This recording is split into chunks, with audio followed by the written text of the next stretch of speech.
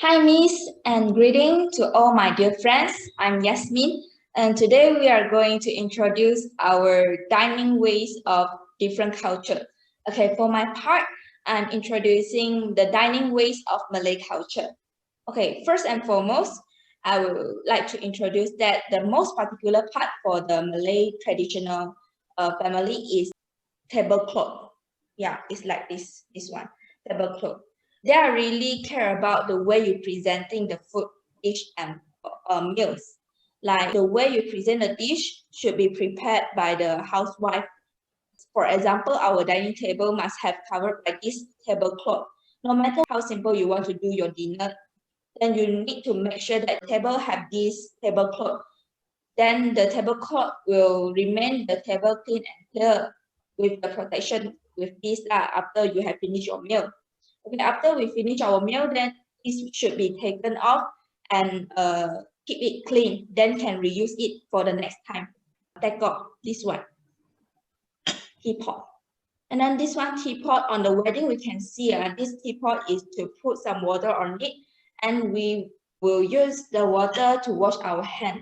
Yeah, make sure our hand is clean because normally Malay people we use our right hand to eat. So we must have a teapot, and inside the water we put to wash our hand, not for drink. In our house, the teapot maybe we should put some tea on it, and we can drink.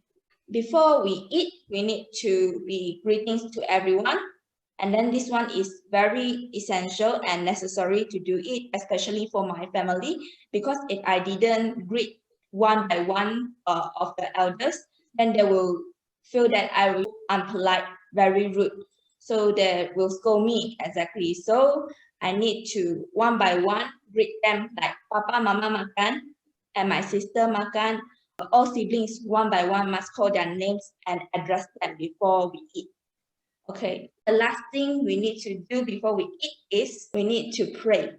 Pray to the God. Thank to the God said that we very appreciate that we can eat the food that you prepare for me. Like this, hand will cover here in front of my face, and we will pray like Allahumma barik lana fima razaqtana wa qina azabana. Amin. Okay, I have finished my pray, and I can start eat my food with my hand. Last one is while we eating, we cannot eat too loud because if we eat too loud, they will find it too unpolite. They don't like that the sound like ASMR. They really don't like it. So we cannot eat too loud, too noisy. I want to say about is the food of Malay is tend to be too sweet, and maybe they will like spicy food also. But most of their food will tend to be sweet and put more sugar on it. Then I use my right hand here. I just put a little rice on my right hand, and this one is chicken nut. Don't make it too much or not it will too loaded. Just like 1/3 of hand like this. Don't need too much because your mouth didn't so big So just like this is enough okay to eat. I eat Yeah. Finish. Yes. So I want to know, for the greeting, what kind of words are used while greeting? When I'm greeting to my parents, then I will choose the elders to greet first. Like if I have the grandpa, grandma, then I will greet them first, welcome them to eat. And then later on is my father and mother, and to the youngest one accordingly. Yeah, so what will you see? Maybe let's ask E or another words to greeting. We're not so formal. We just like saying that, oh, let's come to eat together like that. It's not too formal way. Yeah, thank you. Thank you. Hi, Miss, and hi, everyone. I'm going to talk about the Indian eating culture. So basically, in Indian eating culture, their eating habits are based on culinary practices. Most of the meals contain meat or vegetables combined with rice and curry. Most of the Indian population is Hindu. Due to religious requirement, beef and pork are mostly excluded from the Indian dishes. The dining ethnics of Indians is they will also pray to God before having their meal because there should be a gratitude for something we get by the nature.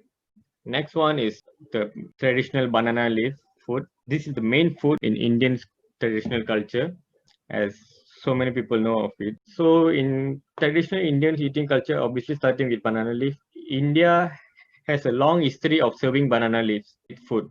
Eating food on banana leaves is considered very safe and unforgettable, especially in location in the down south. There are many science behind eating on a banana leaf because mostly Indians use their hand to eat their food because it will give a different taste of food and they believe that get a more satisfaction lah. The food from banana leaf is filled with many nutritions when eaten on banana leaf, which we should otherwise miss the opportunity lah by eating by plate or something. Because it's one of the important thing also in Indian traditional food. Some people will eat their meal with pickles. There are many types of pickles, such as mango pickles, lemon pickles, and more. The ingredients used in it is one of the things people find very impressive about the delicious pickles. By eating the pickles with the banana leaf food, we also can get a lot of vitamin C, vitamin A, and vitamin K, and minerals such as iron, calcium, and potassium that are not usually included in our daily diet.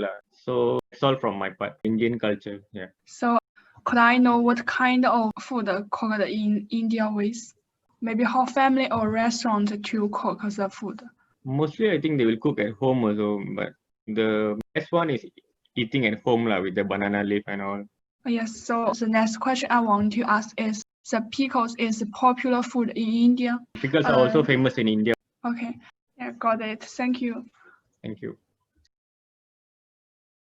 Hi, Miss. So I will continue from Surya's part where he talked about Indian food and how Indians eat banana leaf for lunch and their main meal. So I will continue with how what Indians eat normally for breakfast.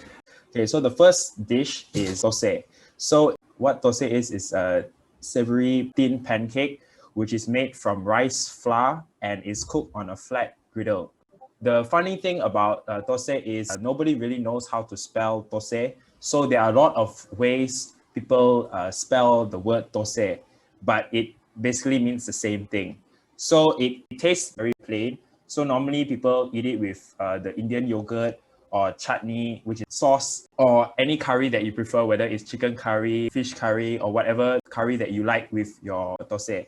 So if next time you go to the shop, you just order thosai, it will come like this. Okay, so the next one's called appam. So what appam is another type of pancake. It's quite sweet. You dip it inside the coconut milk and eat it together. Therefore, it becomes sweet. So it looks like this. Okay, so the next one is called idli. It's like a soft, fluffy white rice cake that is made on a steaming batter and has fermented black lentils and rice. So we eat this with like different kinds of curry. So basically, these are the few main food that you eat for breakfast at an Indian shop normally. Next part is what are the table manners you should follow while at the dining table. So first is usually Indians with their hands. So before eating, obviously you go and wash your hands. They don't normally eat with cutlery. They normally eat with hands, like what Yasmin is doing exactly. So it's same with the Malay culture where they eat with their right hand, which is what Yasmin is doing. Thank you for demonstrating. But yeah, it's how they eat. So Indians also use the same policy as the Malays, where they use their right hand instead of their left hand. So even if you're a left-handed, you cannot use your left hand because it is considered unclean. So you have to use your right hand no matter what. So then the next one is Indian people like to share their food with everyone. So everyone can share the same food. But the thing is, when you share food at the dining table, you cannot take the food out from the main course using your own cutlery because it's like not hygienic. So you cannot like use your own fork and spoon to take the curry. There are certain cutlery there for you to use to put it on your plate. So you cannot use your own. Lastly, if you have finished your food, you can only leave your seat once the eldest person or the host on the table finishes eating their food. Then only you can leave the table. If you finish your food, you cannot get up and leave the table until everyone has finished eating, then you can leave. It's all for how Indian dining's ways work. So yeah, that's all for me. Thank you. Sarah, I know more about the kind of pancakes such as can be eaten at dinner. Oh, only ones that are not served during dinner are like appam, which is only for like breakfast. But the different kinds of thosai is served for dinner.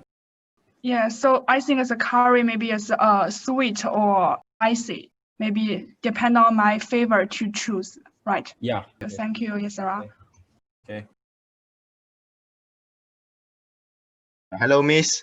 I'm Lau Xiang. So I'm here to introduce the Chinese dining culture. The Chinese dining culture is actually very pretty easy to understand because Chinese dining is very quite relaxed. So I have list out some points: wet wash clothes, the bowl and spoon, small sauce bowl, and then the wine goblet, and then the tea glass, and then spoon and chopstick, and also the plate. So you can see the picture my mom take from the other restaurant. So that is what we call wet wash clothes. Most of the Chinese restaurant in Malaysia, right, they provide this clothes and after meal, but you won't always get it. May have a small charge of it, like maybe like 50 cents or maybe 1 ringgit for one, like that. Okay, the next one is the bowl and spoon. Malaysian Chinese, they like to serve soup together with their meal. I think this is same as the China. So the bowl and spoon is for the soup. Some restaurant they won't put their bowl on the table. They will provide the bowl after the soup come. Then they provide the bowl together. Okay, so the next one you can see a small sauce bowl. Actually, it's used for dipping sauce. Normally Chinese from China, right? They use this small sauce bowl with Chinese vinegar. They dip their food inside the Chinese vinegar. But I think in Malaysia, right, they put chili sauce inside because I think affected by Malaysian Malay and Malaysian Indian. I think Malaysian Chinese more likely to spicy. This is the chili sauce you will see in Chinese restaurant, only in Malaysia. Okay, so the next one is the wine goblet. Chinese, they also like to drink alcohol while dining. So Malaysian Chinese, they will have no rules with drinking red wine or white wine only. The next one is tea glass, or you can call it a teacup. This is a teacup. And then the picture here is a tea glass. Normally, Malaysian Chinese, they serve Chinese tea together with their meal. The restaurant will provide a bucket of ice on your table. If you like to drink an ice cold tea, then you can add some ice by yourself lah. Actually, in China, I don't think they like to serve Chinese tea with ice. But Malaysia is a very hot country, so I think Malaysian like to drink more cold things. The next one is spoon and chopstick. They won't always have a spoon on the table, but always must have a chopstick on the table if you go to the Chinese restaurant in Malaysia. But some of the Malaysian Chinese, they still don't know how to use chopstick. Actually, if you are a foreigner and you came to the Chinese restaurant in Malaysia, feel free to ask the waiter for spoon and fork. The last one is the plate. You can use to put your food on the plate, or maybe to keep your non-edible piece like the bones, because in Chinese food they will have a lot of meat, especially like chicken and pork. They serve it with bone together, so you can use a small plate to put your bones or other things that cannot be eaten. You put a plate lah. Last but not least, the most important one, the rice. Before starting your meal, right, the waiter will ask you how many people want rice. Perfect in Malaysia. I don't think China got this. In Malaysia, Chinese restaurant, they will provide small rice and a big rice. If you are a girl and you don't like to eat much, you want to diet, you just go for the small rice. It's all about Malaysian Chinese dining culture lah. Then now I will explain some Malaysian Chinese food that is only in Malaysia. First one, kut teh. They pronounce in Hokkien lah. Hokkien, the bakut means rib. The teh is mean tea in Hokkien also. They like to serve this soup together with tea. So they call this bakut teh. This is very popular in Malaysia. You can find it in all Malaysia, but especially the famous pork lang because they come from the pork lang one. Second one, bakwa. So the bakwa is a snack for Malaysian Chinese lah. They like to eat during the Chinese New Year, and also like to give this bakwa to others as a gift lah when Chinese New Year. Literally it is a barbecue dried meat. So the next one, char kway teow, is a stir-fried noodle with prawn, like eggs. You can see there's a banana leaf down char kway teow. I think it's because affected by the Indian, so they put a leaf the char kway teow. So that got the smell of the banana leaf like that. The last one is chicken rice. So the chicken rice is one of the most famous Chinese dishes in Malaysia, especially the Hainanese chicken rice.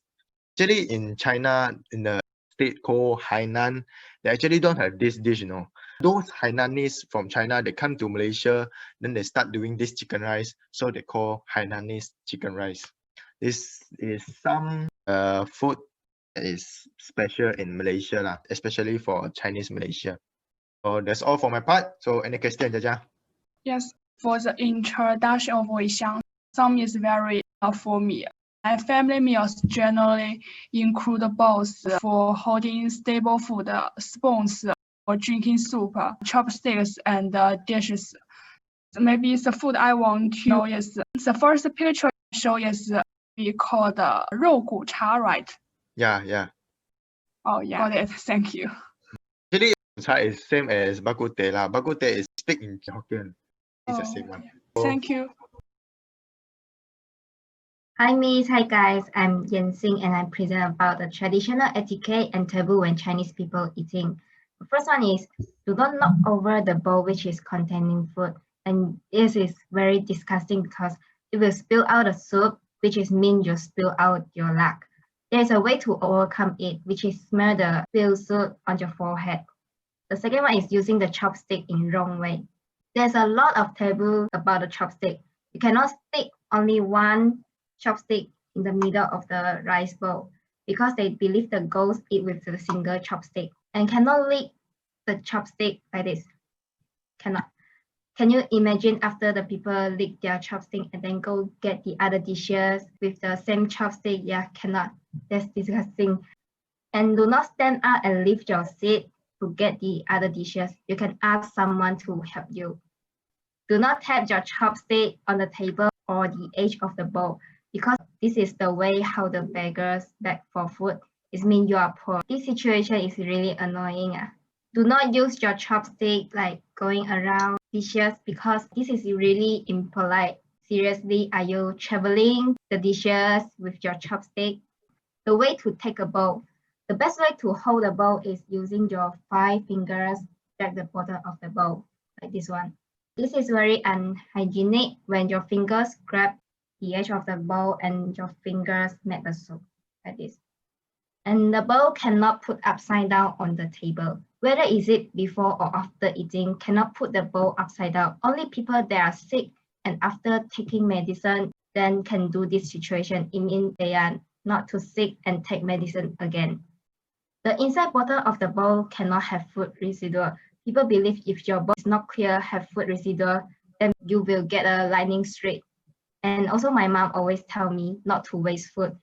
If not, I will marry to a man with paint all over his face. And yeah, this is a very good education way for kids to cherish food. Cannot roll over the fish. This table came from Hong Kong because they developed the fisheries and the fishing process first. They believe if they roll over and broke the fish body, they will have a shipwreck. They did pay so much attention on the safe navigation of the ships and boats. Arbitrarily eating without worship the god during traditional festivals. Worship the god is to thank for their protection. People think God will not protect them anymore if they don't worship. And also they cannot get more delicious food and then have to endure starving in the future. The worst is disaster will get soon. When finished eating, you cannot say, I have finished eating, because it means you are dead or have no opportunity to eat again. You can just say, I'm full, or I'm just satisfied with the dishes. Last but not least, the most important thing is respect your elders. After they start eating, then you can eat. No matter how the generation of science and technology develop rapidly, we have to take the responsibility to follow and respect our cultures. That's all for my part. Thank you.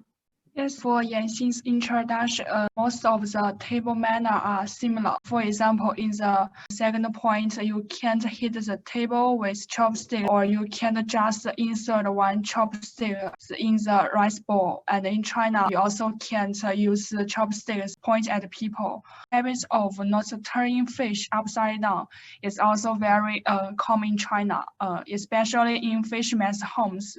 Because turning fish upside down means turning off the boat. Exactly, because most of the Malaysia's Chinese people, they are similar with China culture, like not use a chopstick point to another person. Yeah, that's all similar. Yes, thank you, Yanxin. Okay, that's all for our like dining culture in Malaysia lah. Then so I wish Georgia can know more about our Malaysian culture and also the Malaysian dining culture lah. Okay, that's all. Bye bye. Bye Thank you, Miss. bye. Bye bye. Thanks. Bye bye. Bye bye.